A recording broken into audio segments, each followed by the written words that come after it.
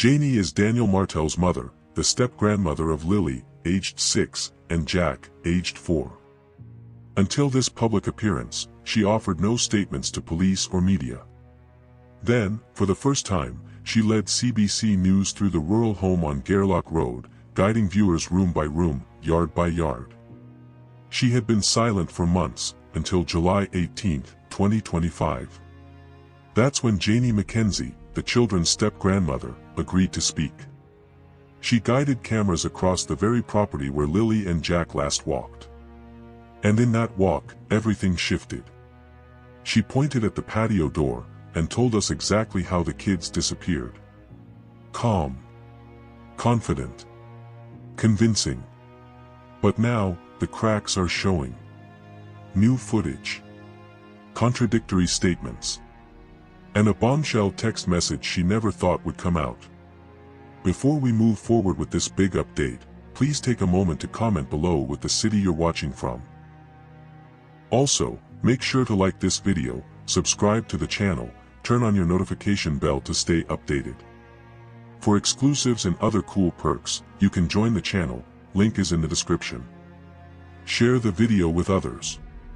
Stories like this must be heard, so we can help prevent future tragedies. 2 children. One morning. Gone without a trace. But someone in this family knows more than they're saying. May 2nd, 2025. A frantic 911 call shatters the silence of rural Nova Scotia. My kids are gone. 4-year-old Jack and 6-year-old Lilly Sullivan have vanished from their own backyard. No screams. No struggle. Just, gone. Within hours, search teams descend on Gairloch Road. Helicopters circle overhead. Volunteers comb through dense wilderness. But as the first day bleeds into night, a chilling reality sets in. This isn't just about 2 lost children. This is about a family with secrets. The stepfather, Daniel Martel, appears calm. Too calm. He tells investigators the children slipped out through a silent sliding door while he was in the bedroom. Their boots were right there by the exit. Simple explanation. Logical even. But here's what's strange, no one asked him if he killed them. Yet that's exactly what he felt compelled to deny. Who offers a defense to an accusation that was never made? For 77 days, one person remained completely silent. Janie Mackenzie, the step-grandmother who lived on the property where the children disappeared. She watched as search teams tore apart her land. She said nothing to police. Nothing to reporters. Until July 18th, when everything changed. Standing in front of CBC cameras, Janie finally spoke. So, it's the morning of May 2nd. Take me through what happened. Okay, I was up at 6 o'clock, sat in there and had my tea. And then on Facebook, 7 o'clock, I get up, come over here. She walked them through the exact spots where Lilly and Jack were last seen. Her voice was steady. Her demeanor, controlled. But her eyes told a different story. She mentioned something investigators had never heard before, a fort in the woods where the children liked to play. My dog started barking, and the kids were out in the yard. Now, you can see there's 2 swings where the kids play. My bedroom is right there. I heard the kids. This is where the kids' swings are. This is where they always played. And so that's where I heard them. And I can hear everything in that trailer. If 2 kids get out of a fence, and Jack and Lilly are all the time yelling, especially Lilly, come on, Jackie, let's go, Jackie, let's go, Jackie. It's all I hear out here. When the kids get out of the fence and come out through here, I would have heard them yelling, come on, Jackie, let's go, Jackie, let's go. I didn't hear anything. The next thing I heard is I heard Daniel yelling. He was yelling for Jack and Lilly. I didn't get up because I thought he was yelling for Jack and Lily to get in the house. So the next thing you know, I came out of the trailer after I heard Daniel, about, I'd say, 10 minutes after I heard him, I come out of the trailer. I opened up the door, was standing here. Malaya was standing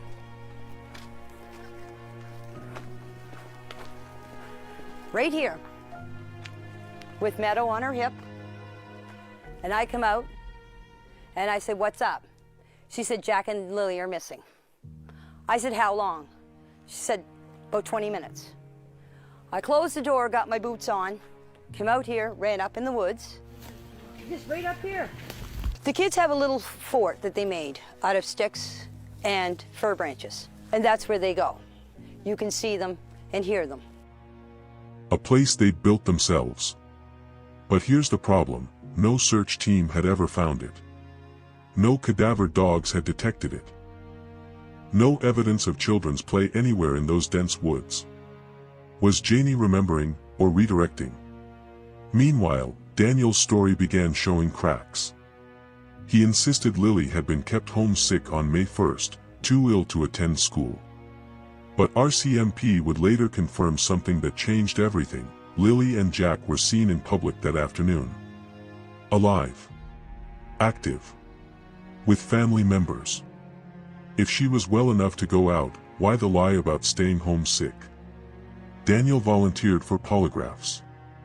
He handed over his phone. He even mapped out his own movements that morning, desperate to prove his innocence.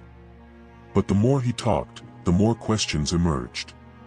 He claimed the children had undiagnosed autism and wouldn't wander far, then insisted they were abducted. Both couldn't be true. When you're telling the truth, it stays consistent. When you're constructing a story, the details shift. Then came the discovery that sent shockwaves through the investigation. June 19th. Over a kilometer from the house, searchers found a pink blanket, identified by the family as Lily's. Next to it, a single child's boot print in the mud. Believed to be Jack's. But here's what doesn't make sense, the blanket was clean. Undisturbed. As if it had been carefully placed, not dropped by a frightened child stumbling through the wilderness. How does a 4-year-old's blanket end up over a kilometer away, perfectly preserved, with only one footprint to mark the journey? This wasn't the chaotic trail of lost children. This was something else entirely. 5,000 video files analyzed. Over 800 investigative tasks completed. 54 people interviewed. Yet the only physical evidence is a clean blanket and a single boot print, found together, isolated, with no trail leading to or from that spot.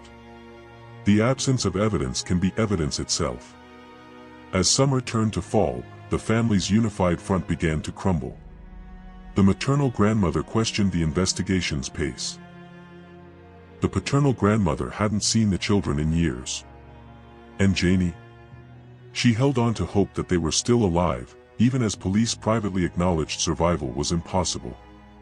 But what if survival was never the question? What if the real question is, when did they actually die? The timeline everyone accepted, May 2nd, morning disappearance, was built on the word of 2 people. The same 2 people who couldn't keep their story straight about whether Lily was sick or out in public the day before. What if May 2nd wasn't when the children disappeared? What if it was simply when someone decided to report them missing? In cases like this, the first 48 hours are critical.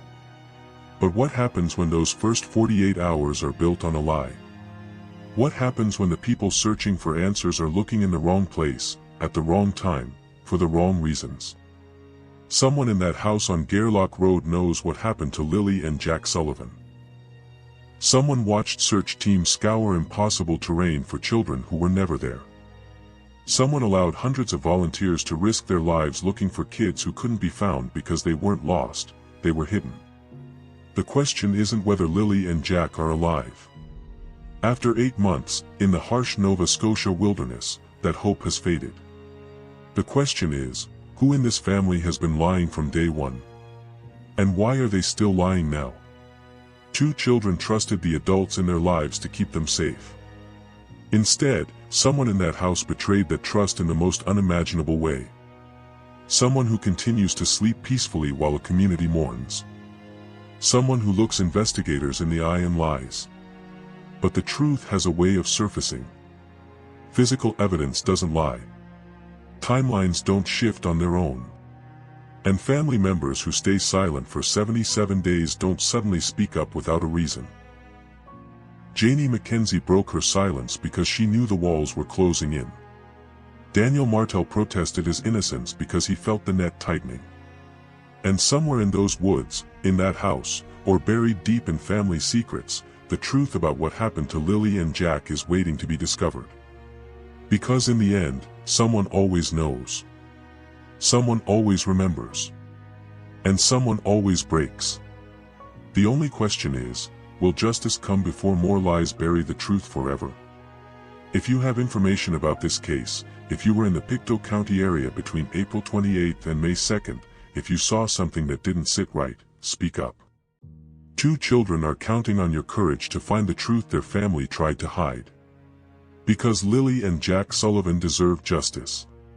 Thank you for joining the conversation. Stay curious. Stay safe.